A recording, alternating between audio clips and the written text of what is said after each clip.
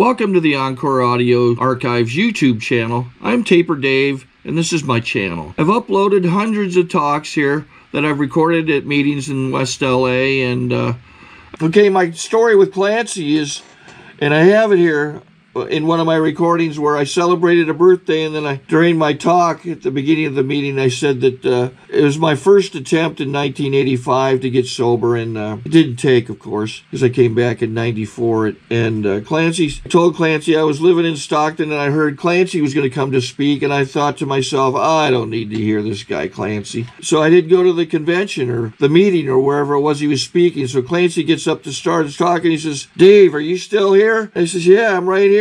He says, you know, we held that meeting up for 15 minutes waiting for you. So there's my Clancy story.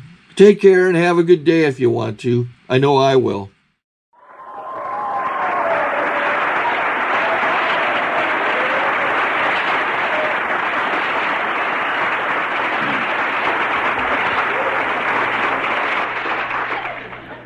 My name is Clancy Imislund, and I'm an alcoholic.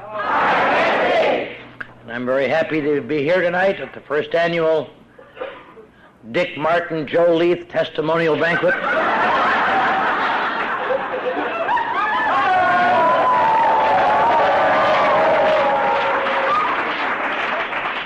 Dick's stories have pretty well eaten up the time, and I want to thank you very much.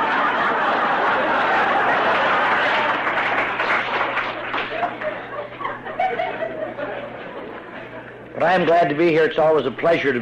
When I was listening to Dick talk about how wonderful this group was, I just got a surge of admiration for all of you. And I'd been sitting there feeling a little bad because when I was asked to fill in for my friend Joe, I had to give up my Super Bowl ticket for tomorrow on the 35-yard line. And I was a little sullen about it, but after... Well, it's easy for you to say, you can go over It's a little more exciting than watching Nebraska play Penn State.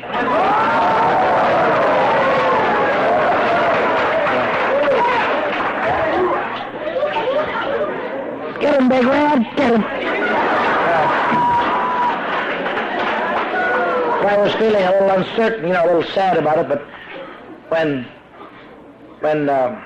Dick was talking about what a wonderful group this was and how it made all their visitors feel warm and how magnificent you all were, I was just so proud to be here. And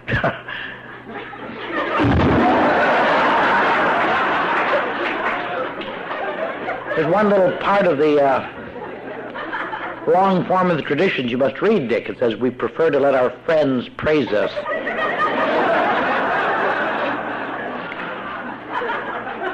But I'm glad to be here to meet a number of people tonight who I've met before at the Cornhusker Roundups. And glad to see my friend Terry, the world's worst driver, who's driven here all the way from St. Joseph, Missouri at a speed of 11 miles an hour, left Tuesday. Sitting across the table from some hideous newcomer that he was so new he got a book, and I tried to buy it from him and he wouldn't sell it. Somebody told him how much it cost. He knows it costs more than 35 cents that I offered him.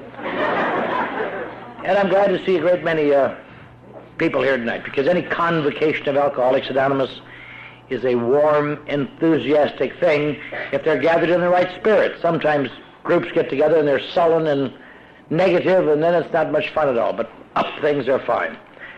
I want to tell Jim, he said that we both were fans of the Green Bay Packers. I was a fan of the Green Bay Packers right up till the last minute, till they lost to Dallas. Then I became a Dallas fan, actually. And then last week I became a Washington Redskin fan. And tomorrow night I'm going to be a Miami Dolphins fan.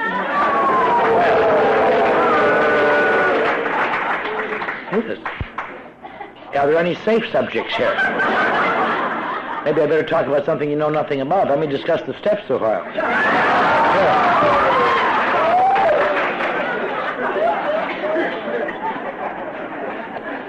Well, is there anybody I haven't offended yet?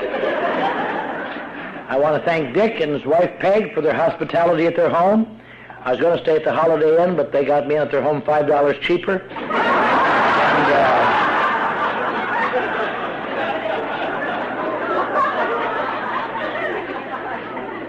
And, There's no hot water, but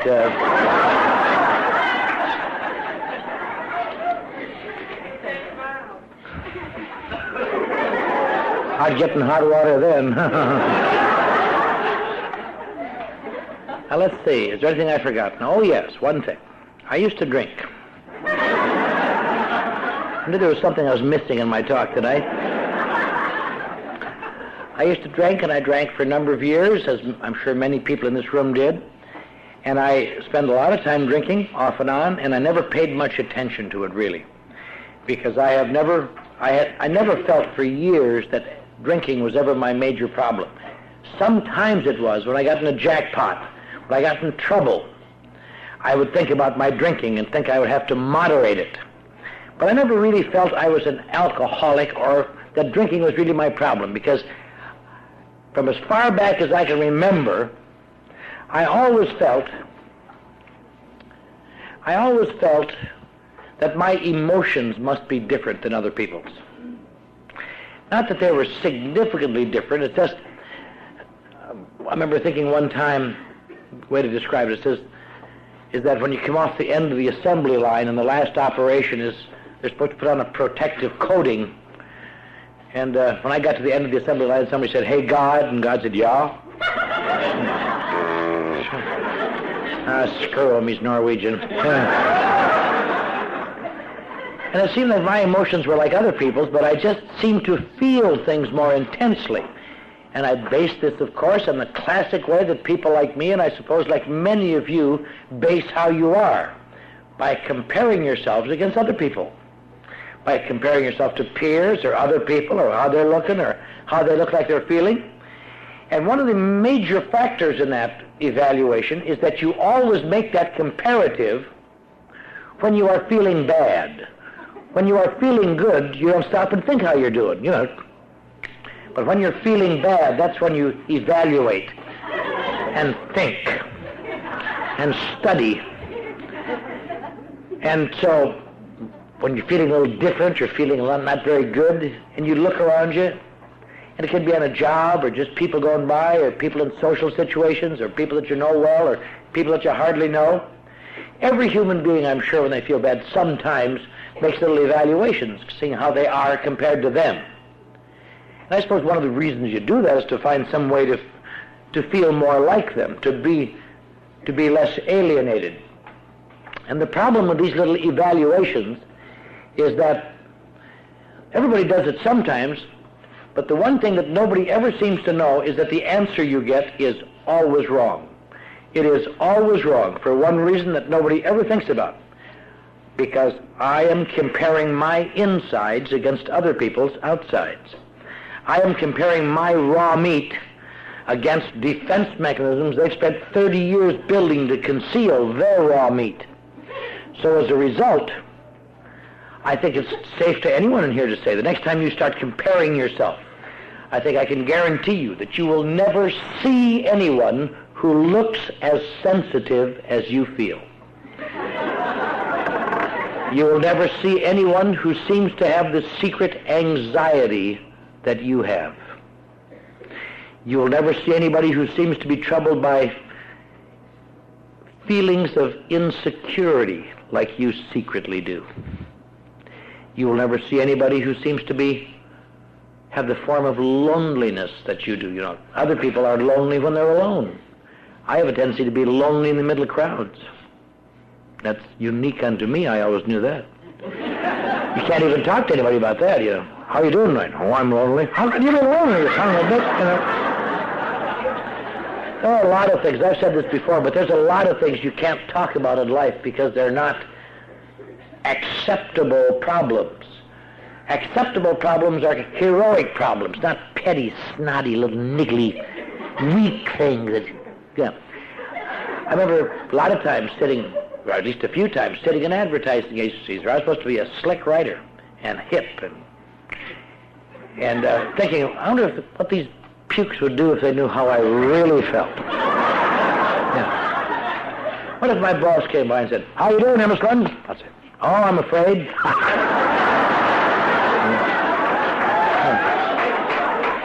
What are you afraid of? Beats the shit out of me.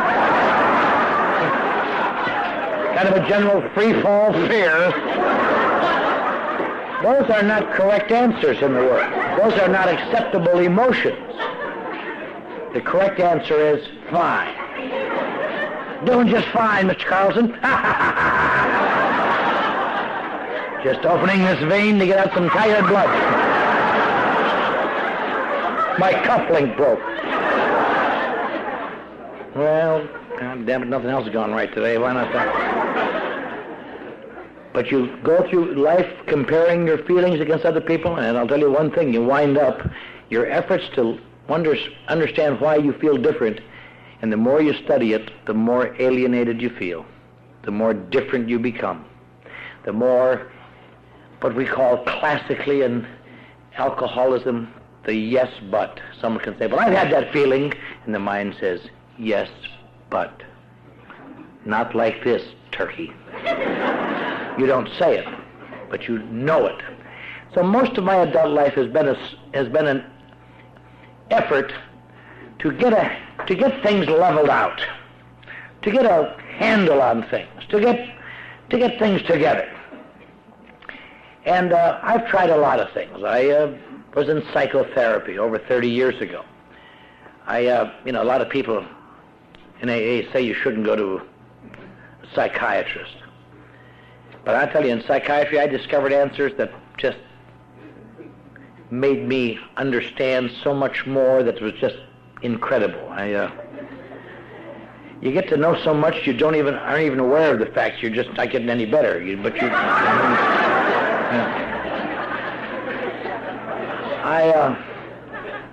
At this very day, I see a psychiatrist twice a week. And some people say, if AA works all that well, why do you see a psychiatrist twice a week? And the answer is always the same, because I have told him unless he gets to those 2 meetings, I won't be a sponsor. That's why. I'm not putting down psychiatry at all. Psychiatry is a wonderful thing. It's just that the recovery ratio in alcoholism is something less than 1/4%. And the only sober alcoholic psychiatrists that I know of are in AA. But it's technically, it's not like it should work, because you learn so much. One thing about psychoanalysis, and many factors like this, for people like me, it gives you reasons to lay off the guilt. It gives you hooks to hang things on. Why did you do that? Because I was hurt as a child, you son of a bitch. That's why.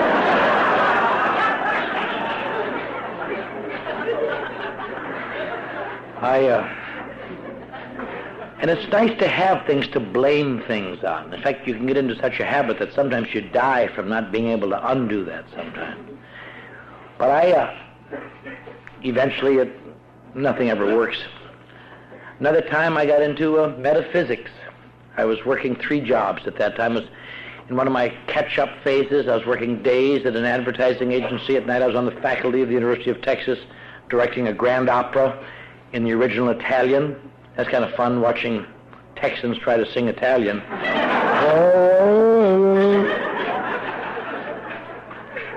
And I was writing a weekly sports column for the newspaper, because I always had diversified interests. That's one of the great pleasures of having a fragmented personality. And I was under a lot of pressure. As I've said before, I'm a Norwegian Lutheran from northern Wisconsin, and that's kind of the purity end of the religions. And I had gone bad and married this Catholic. And she was the worst kind of Catholic. She was a good Catholic. Bad Catholics you can do something with, but good Catholics, there's no doing business with them at all. I used to say to her, Charlotte, can't we use birth control in a brave new post-war world? No. I said, how about just getting something for the prevention of disease? They sell them in a machine down here at Rocky's Rockaway. No. She had the priest come over one day, and they gave me 2 hours on the rhythm system, which is the Catholic form of birth control. And I listened intently, and I just couldn't pick up the beat. I just couldn't pick up the beat.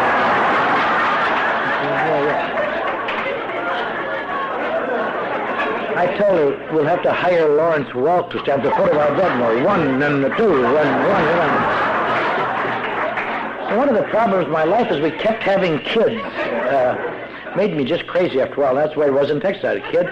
I was trying to make up for lost time because my previous job had been playing the piano in a whorehouse in San Francisco, which is a resume buster when you're an executive. And I was really going strong.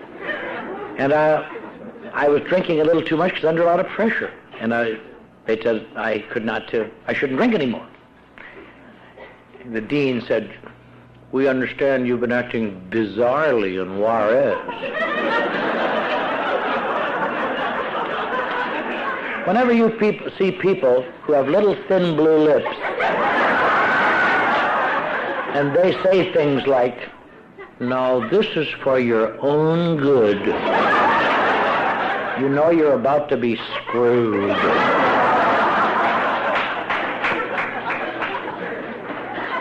And so I had to stop drinking to hold my job, at least till my wife had that baby at the time.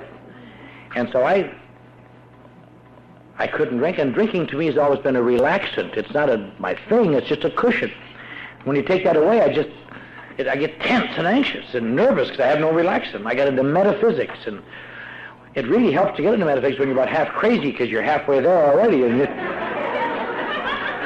I was very intense as a personality, and I don't like to gloat or brag, but at one time, to the best of my knowledge, I was one of 6 people in the whole state of Texas who knew truth.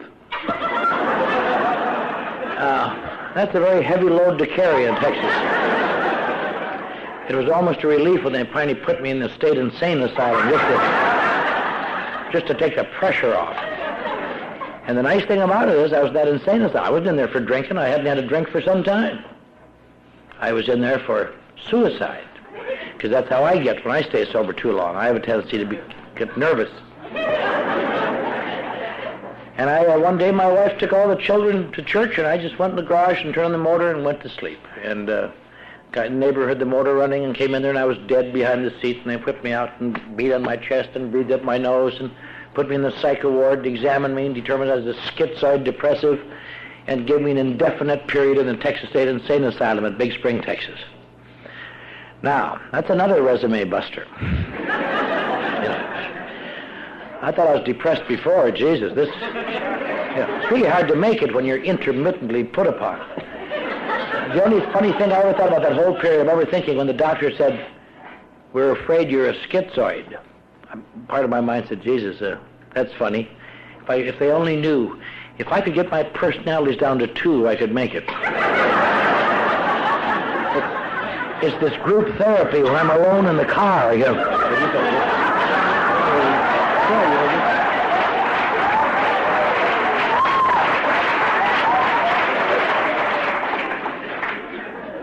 But I was in this nut house for a while. I didn't direct any grand operas in there, but I directed the Christmas pageant. When I came off electric shock, they allowed me to go back to my old career, and I directed this Christmas pageant about a 2nd grade level, so the whole student body could follow along. There weren't very many delicate nuances in the performance, but the director's main job was just trying to hold the 3 wise men off the Virgin Mary, if you could. We just want to worship her, clients. And I thought I might have to be there a long time, because I had to stay there till I got well, which was a long, I might have been there now. But they put in an alcoholic program, and fortunately, because I have a tendency to drink sometimes, and people think my problem is drinking, I had been sent to AA a number of times. I've been going to AA 6 or 7 years by this time, off and on. So when I saw an alcoholic program, I pretended to be an alcoholic, and in a short time, I got in the alcoholic program. I was wonderful. Everybody else was there for 30 days. They weren't at home in 30 days. They were put in there by their families and were going to go home in 30 days. I was the only one in there indefinitely.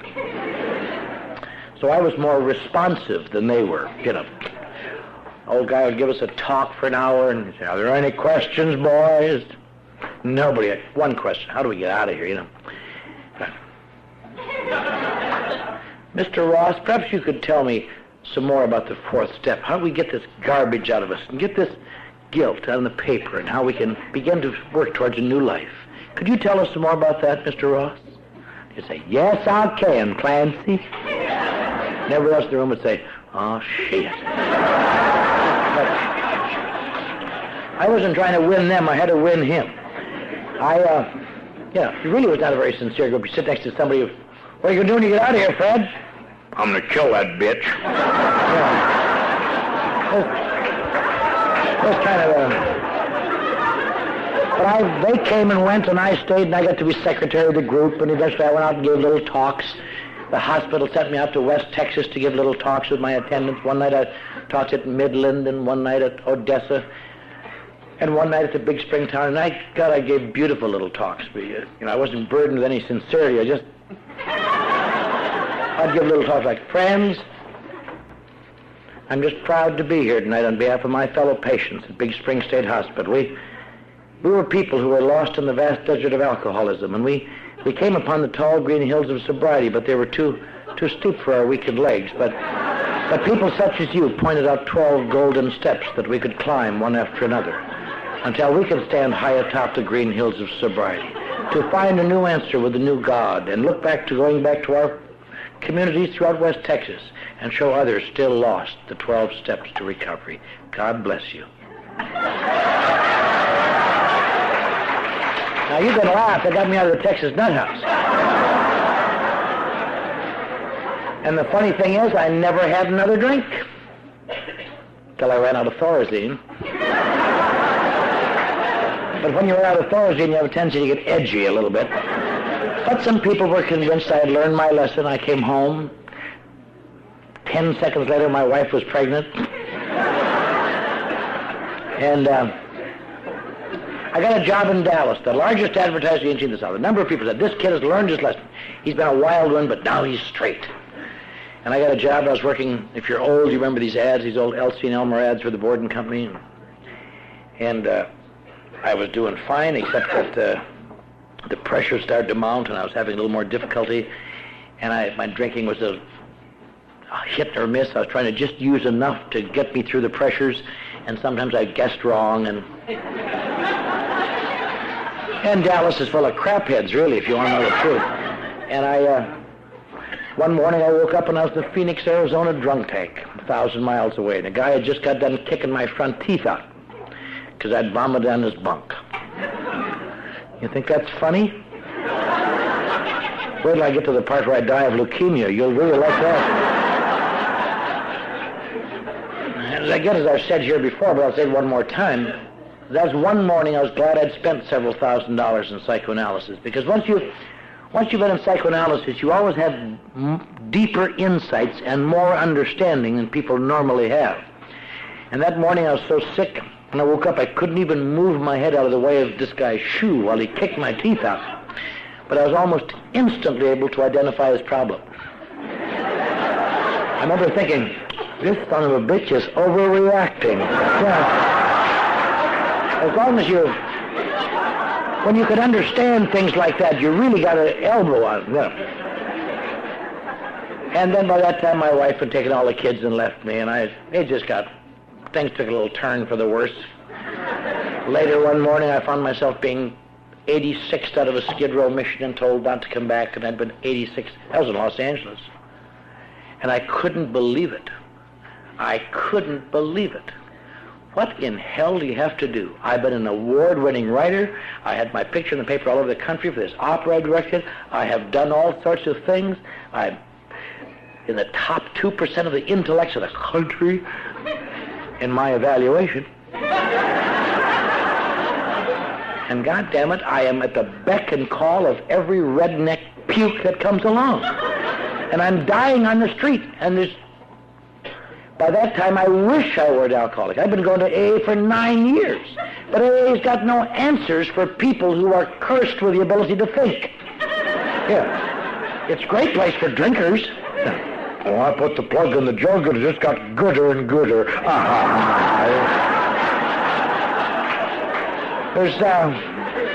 There's no great intellectual satisfaction in AA. I mean, when you come into a meeting finally and you may be desperate and may want to make a clean breast of things like, I I don't know if you understand this, but I think I'm going crazy.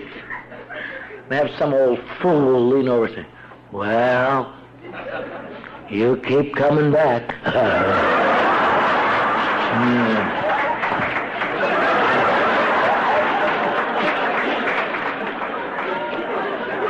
Or when you may confess and say, I don't know what you do about this today, but I got $120 in hot checks out, and if I don't cover them by Monday, they're going to nail me to the wall.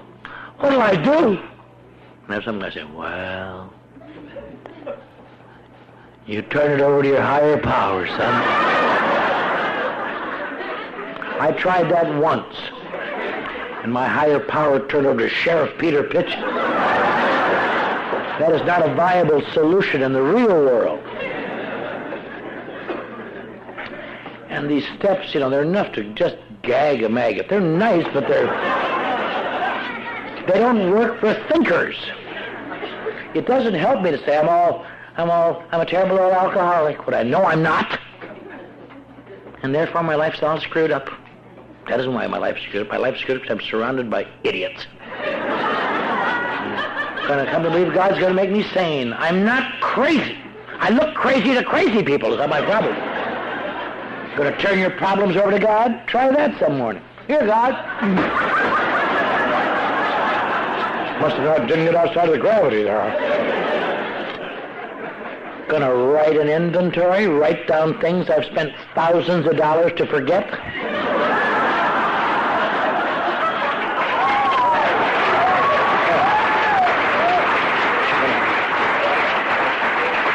Going to write things down I wouldn't tell my psychiatrist. I never really told my psychiatrist much because I was afraid he'd reject me. I always thought if I ever told this guy how I really feel sometimes, he'd say, get out of my office, you sick son of a bitch. So I just told him what I thought he ought to know to help me, and he couldn't. But they want me to write things. And I'm supposed to, write things you wouldn't read, you wouldn't tell to a psychiatrist, and then read them to a plumber. Now, that's satisfying, isn't it? Do you still like me, Fred? Yes, I do. Well, you really hear this. Yeah. Is it really going to help me a great deal to have some blabbermouth know that I used to be married to a sheep outside of Butte, Montana? Is that...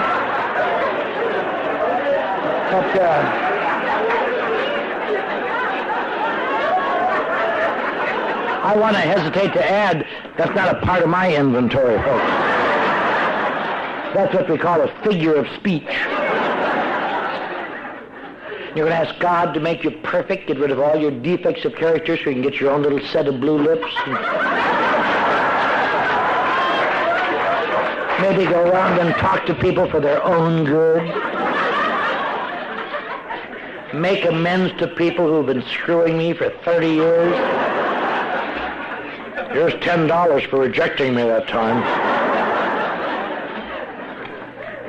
More inventory in case you've been lucky enough to forget anything, just keep digging. Then meditation, that's a great step. Meditation's a great step for suicidals, it really is. If you ever want to die quick, just sit in your closet for a couple hours in the dark and think about how things really are.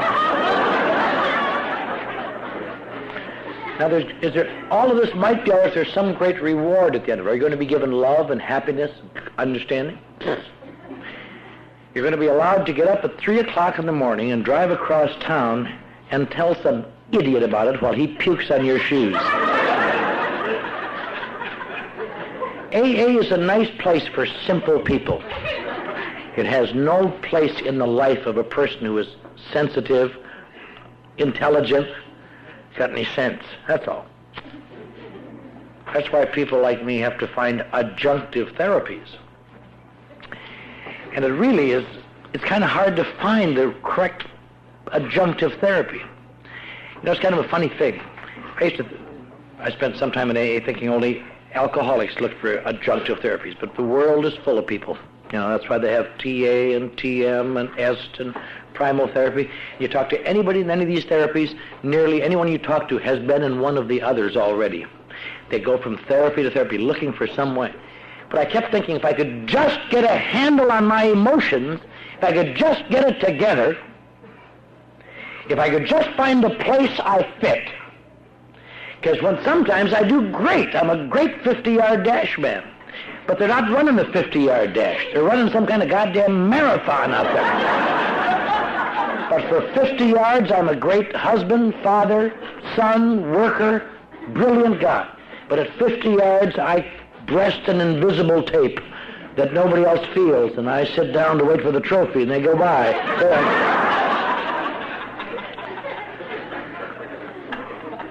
I kept looking for where's the place where it's always, where it's going to be, where it's going to, what I'm looking for.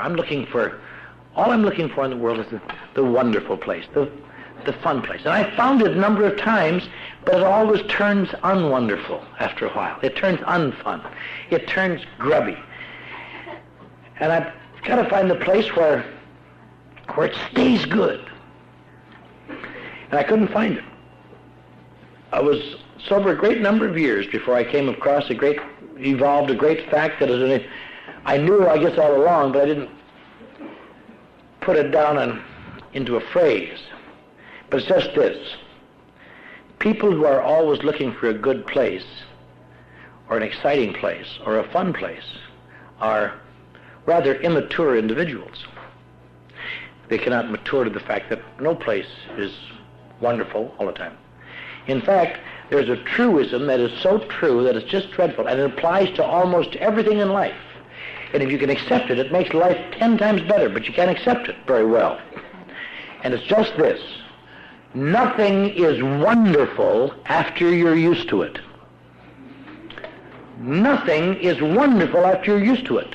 But children like me, you know, all I demand of a relationship is when we both reach for the salt and our fingers brush, I want to feel a spark. I don't want to have to turn around to know that she came in the room. I want to be able to feel the electricity. And no matter how much sparks you had, I'll tell you something. The day comes in every relationship where your hands reach over the salt shaker and you say, give me the goddamn stuff.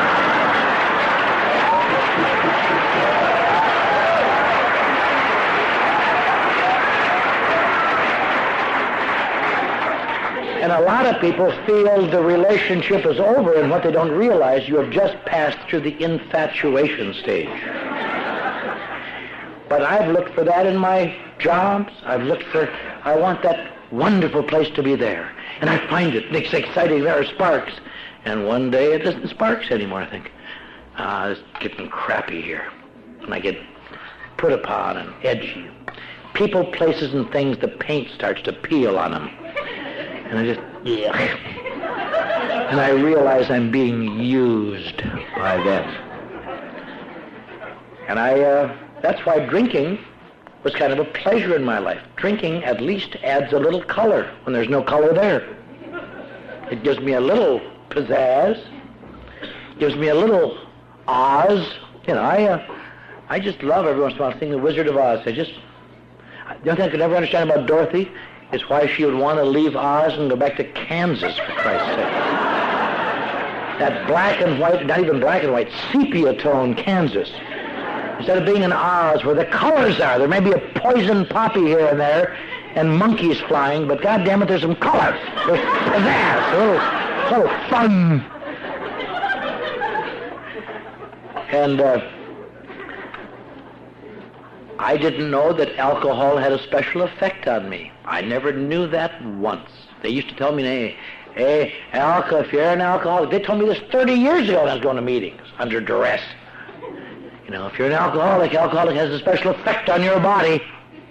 So you find some dummy, say, what's this special effect? Well, it sets up a terrible craving that you can't stop. And I used to go out of meetings and go to a bar and run the test. I'm going to find out once and for all if I'm an alcoholic.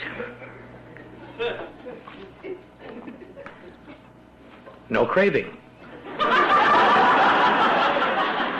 Thank Christ.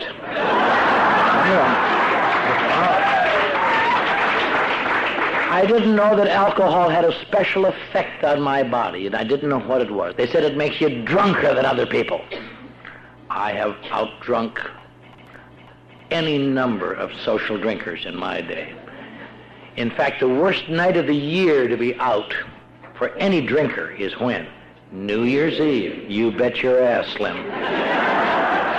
Because them amateurs are out there stumbling around. They don't know how to drink. Anybody in this room has got at least 20 seconds to know when you're going to vomit. You just recognize the symptoms. Pardon me, just a minute.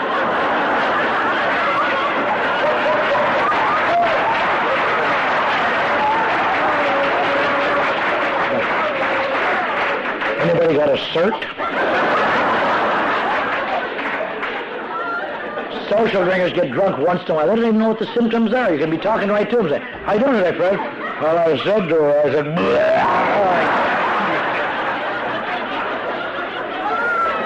I would assume anyone in this room has done this time without even thinking about it. When you start to go, you just...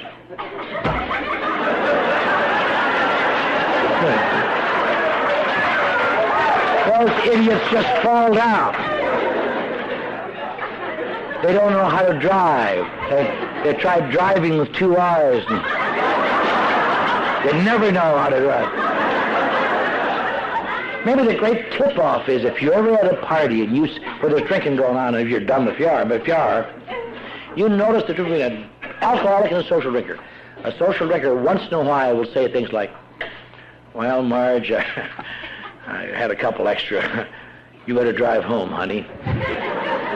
If anybody in this room ever said that, I'd be sick with mortification. The correct answer for us is, it's my goddamn car! Don't drive my goddamn car!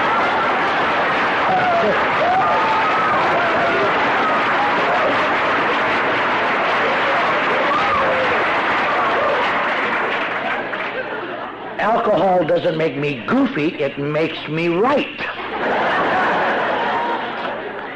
In fact, here's some, I thought about this, and it's really true, without even being aware of it. I spent my whole life thinking the real me was the personality that appeared after 3 drinks. When I was sober, that was not the real me. That was just some poor boob. When I was drunk, but when I had 3 drinks, that's the real me. Just kind of a devil-may-care, lovable old sumbitch. Didn't play favorites. You with anyone, Granny?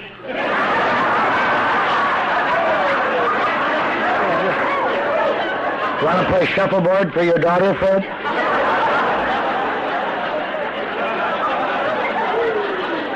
If I could have held that 3-drink edge, I'd have been something. But it starts to taper off when you overshoot, and it's just hideous. And so I very nearly died, and I never knew that there was an absolute pattern in my life that was absolutely clear and was delineated in the book Alcoholics Anonymous, that I'd read that book 4 times over the years and never saw it once, and yet I believe it's the greatest single description of alcoholism that I know of. And it's that first 2 pages of chapter 3. God, that is really the story of my life and nearly everybody's life. It starts out, the great obsession of us is that somehow, someday, we will control and enjoy our drinking. The persistence of this illusion is astonishing. Many of us pursue it into the gates, not up to the gates, but into the gates of insanity and death. And that is the story of my life, trying to control the effect, control it, and I can't make it without it, and I can't make it without overshoot, but to control it, to find techniques. There's a funny paragraph on the next page that talks about various things people try. That's really funny, and I can't quote it, but it's drinking beer only, drinking only at home, never drinking at home, changing from scotch to brandy, drinking only natural wines, drinking only with people, never drinking with people, taking physical exercise, reading spiritual literature, taking a trip, not taking a trip, swearing off. You know, he says the list could be continued ad infinitum. I remember reading that a few years ago. I'd have to laugh. I had tried every one of them except one. I had never tried not taking a trip. Because when the heat is on, I move it. Well, Charlotte, you take care of the kids and I'll send you some dough first chance I get.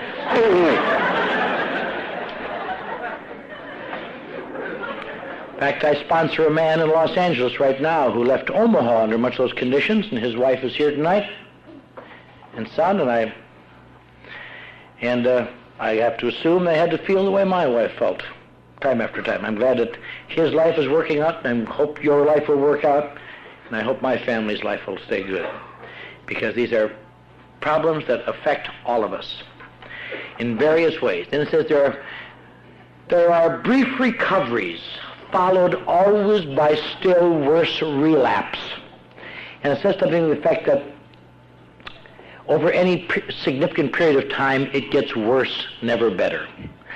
And eventually you get to a point, and it's just such, I've read these words 1,000 times before they really jumped off the page at me, till you get to a point of pitiful and incomprehensible demoralization. I used to think that's how drunk you got. You get to a pitiful, incomprehensible demoralization. But it isn't. I've come to believe that's the condition you get into when you get sober again. That's when the problem is. You know, we always talk about drunks being such suicidals, and many times drunks commit suicide. And it's an amazingly small percentage of drunken suicides are successful. And nobody knows why. My particular theory is that when you're drunk and you decide to commit suicide, it usually is to make someone sorry. And then, as you're about half gone, you suddenly realize, I'm not going to be around to see these bastards sorry. And I have received phone calls, maybe you have too, maybe made them, you know. Oh, Clancy, I just want to say goodbye. I'm checking out. I've taken an overdose of pills, and I don't want anyone to bother me at 111 East 14th Street.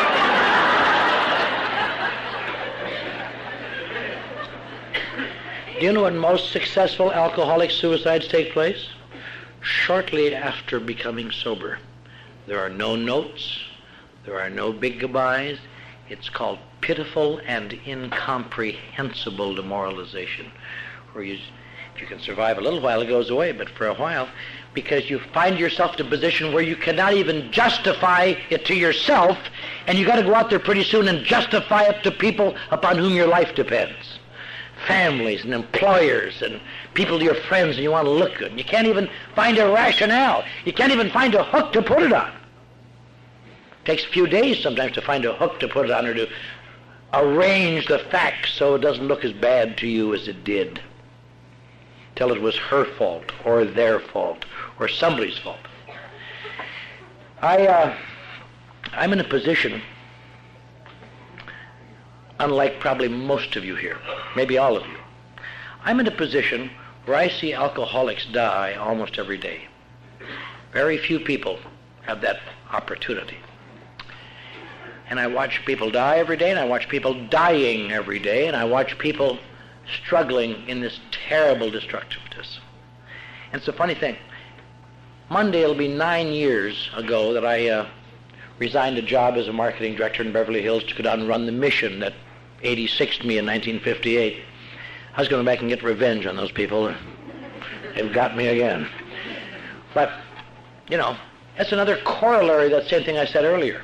I thought, boy, I was down there, here I was, I'd been worked my way back up laboriously through radio and television and advertising, and I was back, and my family was back, and I was living out by the ocean in Los Angeles, and it was just great, and I found myself, AA had altered me enough, so I wanted to give this up and go down and run a Skid Row mission. It's not an alcoholic treatment center. I'm not smart enough for that.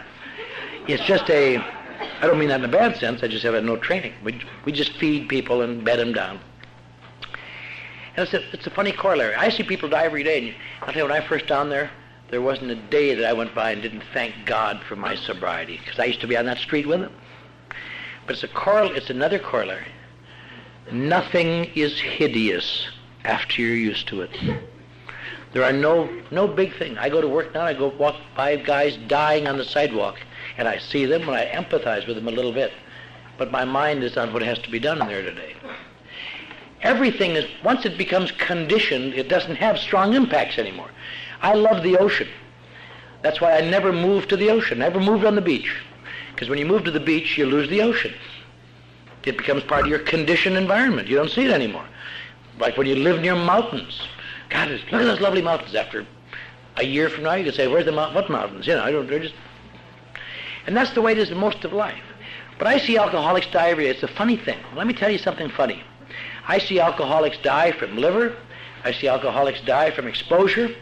I see alcoholics die from falling in front of a bus and having to run over a guy's head. I see alcoholics die from all sorts of reasons. Just general debilitation. The ambulance finds him in an alley and picks him up dead and takes him off. The one thing you hardly ever see on Skid Row, however, I do not recall ever seeing a suicide. There are no suicides on Skid Row that I know of. Suicides are people who are above Skid Row. When you're on Skid Row, you have one advantage. You no longer are pretending that you're anything other than the rotten son of a bitch you know you are. It's when you're in the world and you have to get up every morning and suck it in and pretend it's okay one more day. That's when suicide grabs, when it just can't. Pitiful and incomprehensible demoralization. That's what makes it so hard for people to understand. Well, if it's doing this to you, why do you keep doing it? And I have no idea, so I tell them to shut up. Or it's because of her. Or it's because of them. Or it's because of this or that. You can make rationales, but they get tedious after a while. The one thing I never knew, it's because I suffer from an illness I never even knew. I would suppose if there's any major reason why people die from this disease, it's such a simple thing, and yet it goes on, and a number of people in this room will die from it. And that is lack of knowledge of the nature of the illness. Most everybody comes here thinking they're here to beat alcohol, and that is not necessary. Some of the more, if you're like me when I was dumber, you might think you're here to stop drinking or to get sober. Ridiculous. You're not here to get sober. If getting sober was the answer, detoxes would turn out winners. Hospitals would turn out winners. Toilet bowls would turn out winners. They talk all they want about the detox programs, but the major American detox is the toilet bowl. That's where more detoxes take place than anywhere else. There aren't very many people in this room who haven't knelt in front of the old porcelain altar in the morning and gazed into those shimmering waters, waiting for an answer to surface. Say your morning prayer. Oh, God. You hardly ever realize your body's giving you a little free detox, baby, that's all. Some days when you're sick enough, your body will detox you from both ends at once. That's very good for your body, but it's a bitch on your nerves, I'll tell you. You're called upon to make a series of split-second decisions.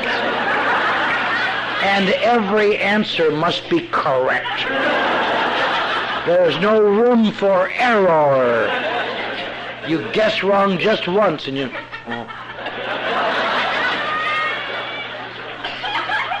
And if you are like me, if you were fortunate enough to have some surviving loved ones staying with you till the bitter end, they stand outside the bathroom door and give you moral support. And they say, "Good enough for you, you son of a bitch! Why don't you go and shit on her floor?"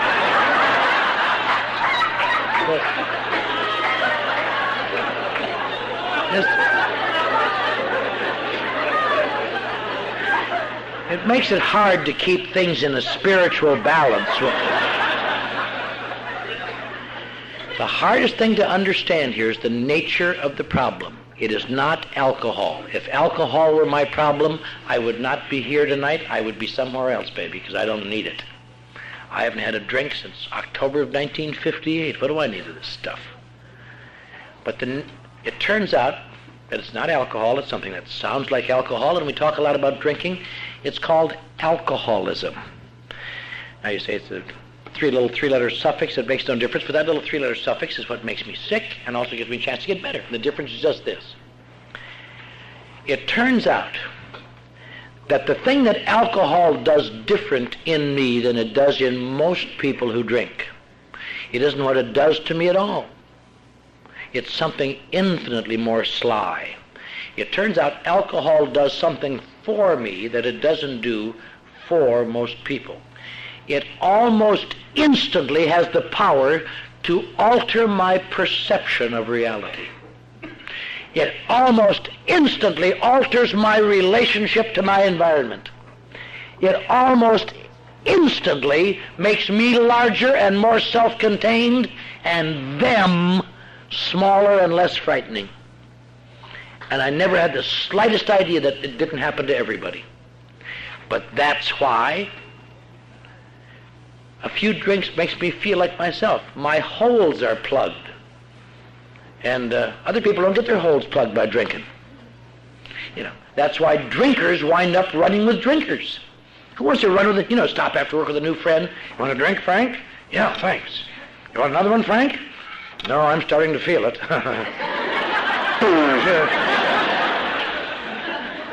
When I'm in a bar at 11 o'clock at night, I want to be in there with people who understand colorful life. When someone says, "Hey, let's go to Kansas City," I want to hear a bunch of people say, "Yeah!" I don't want to be around some little puke who says, "Why? I have to be to work at 9. What'll I tell Margaret?" Tell Margaret to keep you home, you sick little puke.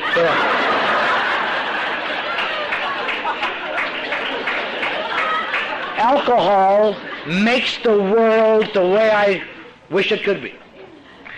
Now, there's nothing wrong with that except for one thing. If alcohol does this for you, there's just one slight tab. It slowly and surely erodes your ability to cope with reality. My life begins after 3 drinks. My life without 3 drinks gets worse and worse. It doesn't mean that I don't become psychotic or crazy. It's just that the negative emotions are enhanced and the positive emotions are decreased, and the anxieties and irritations and as that old commercial said, I know relief is just a swallow away and I want to be on the straight and narrow, but God damn it, I don't want to live like this, some kind of a guy chained to a rock. And you try to do the best you can, and one day you get up and those 3 words come out that kill people like you and me, and they just say, "What's the use? Christ's sake, what's the use?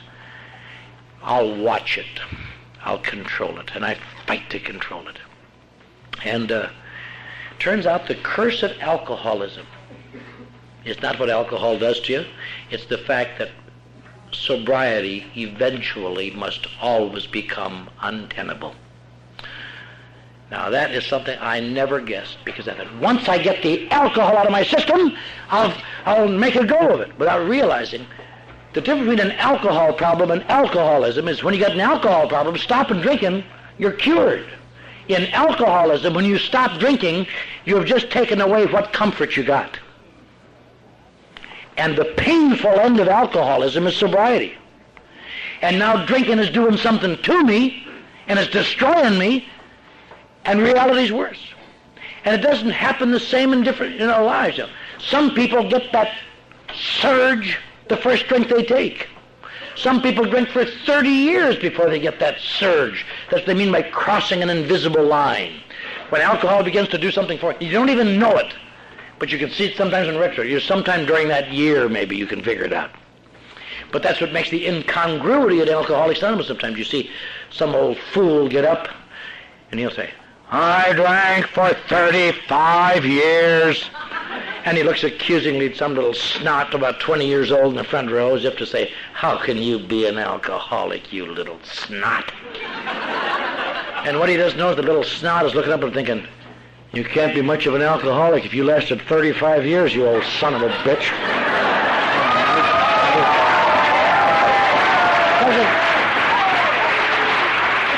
It doesn't make any difference how long you drank. It's when it began to do something for you, because that's the beginning of the end, Charlie. Some people are, I've seen a number of them. My sponsors several of them. I have a friend here tonight, a periodic, who gets drunk and gets off 3 months and knows he's well and goes again, and gets off 3 months and goes again, and in between he'd swear, take a light, I'll never drink again, and the thing would never move. Whenever it builds up and you go, you go. So, now AA is designed to do what? To make you sober, to get you shaped up? Not at all. Oddly enough, the function of Alcoholics Anonymous on the bottom line, if you can stay here long enough to understand what the hell you're here for, but you have to do things before you understand them anyway, is this. The function of AA is to, little by little, break up emotional blockages that are causing you to distort your reactions to reality. To little by little alter your perception of reality. Because no matter what I tell you, if it all looks crappy to you, it's going to be crappy. If something doesn't change, you know. That's one of the interesting things that AA seems so, well, how do you do it? Well, never mind, just do it. Today, there's a great school of thought about treatment centers. When I got sober, there weren't very many treatment centers. And we were trained to dislike them. And I spent a lot of years disliking treatment centers, all treatment centers. Over the years, however, I've come to be a little tolerant. I now like some treatment centers, and I don't like some intensely. And you say to people, why would you want to go to a treatment center when you can come to Alcoholics Anonymous and get it for nothing? You know, you just want to shake them. And we forget what it's like, you know. As I think about this, if I were on the beach in Santa Monica tonight, and I wanted to go to Catalina, which is an island out of sight, and there was a small ferry there called the SS Treatment Center, with people with coffee and food and attendance, and we'll take you. And you say, okay, what's the other deal?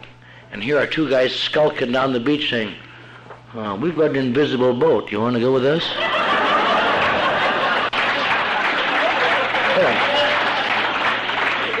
Not me, Jim. Anybody in their right mind that had a choice and insurance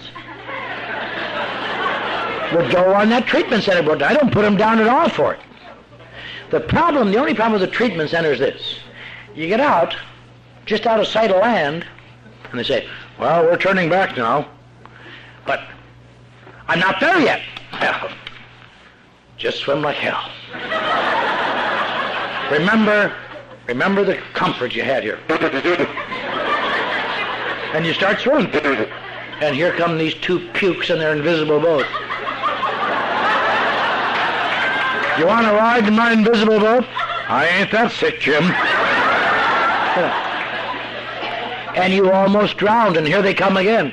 Want to ride in our boat? You get in, and as soon as you dry off, you think, this is ridiculous. There's no boat here. Some sort of optical illusion. What do I do? Better grab an oar and row. Shit, there's no oar. This is nonsense.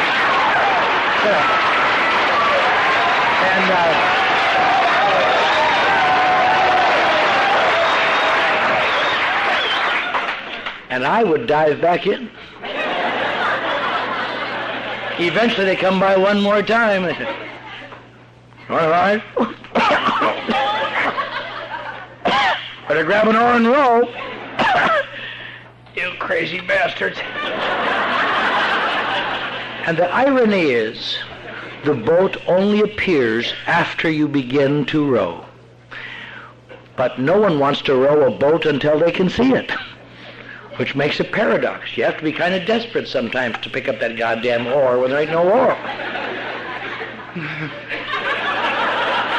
And the boat appears. And if you row long enough, the boat gets better and better and better. You wonder what you ever saw in that.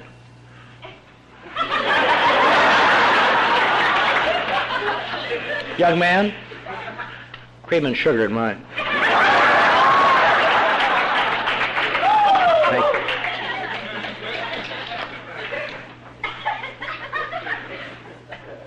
you. Sorry, kid.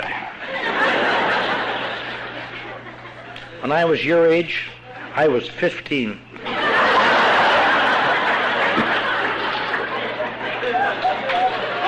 And there's only one other thing to remember about this boat analogy. You get in a good boat, and it's great, and you discover you don't even want to go to Catalina. You want to stay in the boat. And it's great. And you pick up other pukes who are too dumb to row. What's the matter with you? Come on. And after a while, it gets so good that you say, hey, man, I'm sure glad I found this. You put down your oar, and it takes a while, but gradually the boat disappears, little by little. You don't even notice it. Some people are back in the water dead before they notice it. So there's really only two potentially dangerous times in sobriety. One is when you're first sober, and the other is all the time after that. If you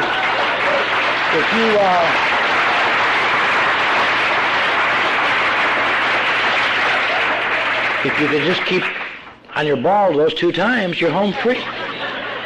But that's what AA is about. AA is not a become wonderful. No matter how hard you work this program, you will never rise above basic human being.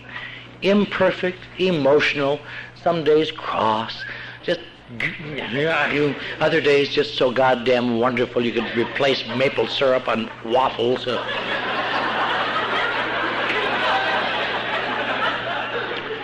That's why they say in AA, don't get too hungry or angry or lonely or tired. Not because they're bad things, but they are perspective disorders, perception disorders.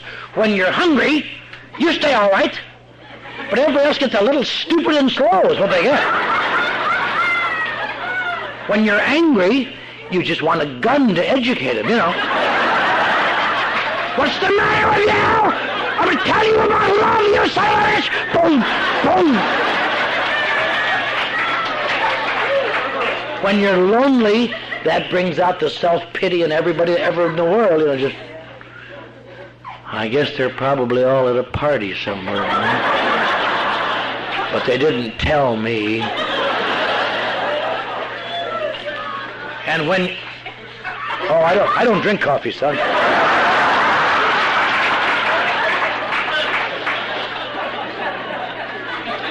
Nobody likes a brown-nosed kid. He's learning about AA early. Here's where you extend the hand of friendship. Some fool bites it. Here. Thank you. Thank you. When you're tired, people really do things to you. And I don't know why. And I don't know how they know you're tired, but they know. I've mentioned this analogy before, but I watched it happen again last Monday. I had flown in late on Sunday night from somewhere, and I was tired, and I got up in the morning, I got in the freeway to go to work, and I had a big day, and I could just see it setting up there. See the guy in the blue station wagon? He's tired. Let's all cut that son of a bitch off. I tried to look rested. How do they know? How do they know? But I'm not hungry, angry, or lonely, or tired. I stay the same, but thank God you all shape up a little bit. That's all. That's the function of AA. It's sponsorship, it's steps, it's meetings, it's fellowship, it's taking actions. It is not to make you wonderful at all. It is to do something that is absolutely impossible that I know, that I can think of. It is to little by little upgrade your perception of reality. Everything else, little by little, shapes up. Not, but, oh shit, oh shit, yeah. And if you don't row, that's the way it goes down. That's all right. That's all right. Hey, he's going to help. Yeah. Wasn't this way in the old days when we were sincere. Yeah. AA is the same as it has always been, I believe, since Dr. Bob and Bill sat in Akron, Ohio on June 10th, 1935, and decided to work with other people and to take actions that will help them recover from the necessity to have to drink. And that's what it boils down to, where the rubber meets the road. All the slickness, all the parties, all the fun, all the conventions, everything, they're all great. But they are adjuncts to taking specific actions that will alter your perceptions and your emotions, that will enable you to live in a world that is reasonably pleasant. That is why we gathered meetings like this. Certainly not for the food.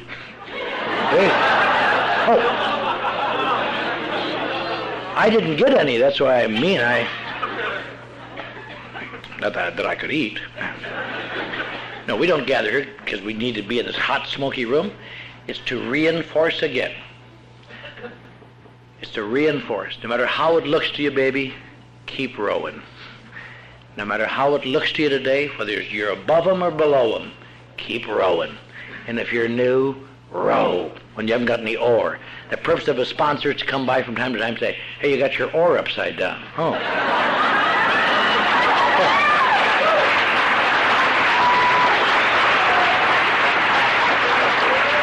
And that, in the last analysis, in my opinion, is the difference between a good treatment center and a bad treatment center. A bad treatment center releases people like me and says, now keep it together. You can make it from here. A good treatment center says, watch for those two pukes in an invisible boat. They'll be by soon. You better hop in, because there ain't any other way you're going to make it. There's no other way that I know of that people like you and me can make it. To live in the world with some degree of dignity, to not have to drink, to feel strong, to feel little by little that the psychic holes are being filled up without ever having to drink to do it. Then it's worth everything it took. I'm glad I'm in Nebraska tonight. I'm glad that I really am glad, because tomorrow afternoon I won't be at the Super Bowl, but I'll be in Eau Claire, Wisconsin with my little old mother and father, and we'll be watching it on television. And as the camera pans over my seat in the warm sunlight, it's your fault, you old people. Then I'll roll home. I'm very glad that you had me here. I'm sorry that you couldn't have Joel, but perhaps another time. Thank you.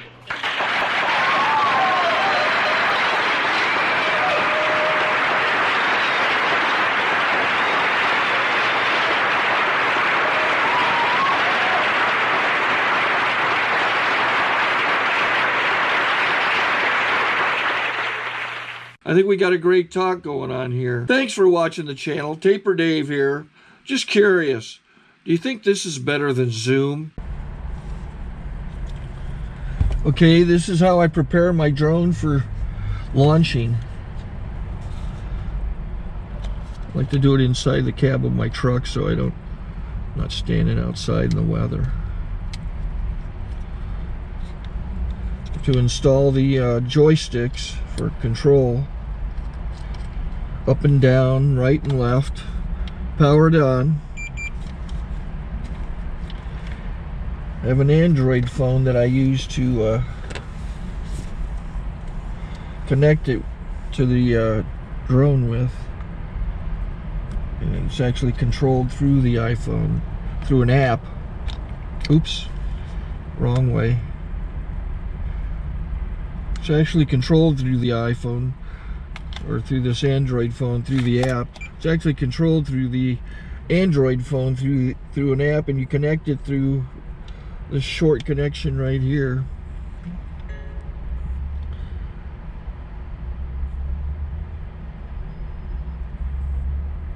Remote control connected. Remote control's connected. So I pull out the drone. I have to extend the legs. Long legs extended first, then the short legs. Remove the gimbal protector. Set that aside, then power it on one short burst, then one long burst. I lay it down. So I have to go to calibrate. So the drone's not connected yet. shows you here as this drone gets disconnected, even though the remote's powered on. So the drone has to establish it's connected. So I go into the app to calibration mode. First I'll calibrate the remote controller. Start calibration. Out, in, out, in, up, down, and then this little wheel is to control the gimbal. So it's calibrated. Go to gimbal calibration, start calibration, and then it calibrates the gimbal. I don't know if that shows up. The gimbal's moving all over the place. Changes, you can see it on the video. And I'm calibrated to take off. It's acquired 7 satellites at the moment. There are 26 satellites up in the sky, which it has to acquire before you can take off. So it's connected. It's got enough satellites. This is white. I can go to press this little arrow button, swipe right to take off, and it would start the motors if I slid this to the right. But I'll wait till I get outside. Don't want to do it inside.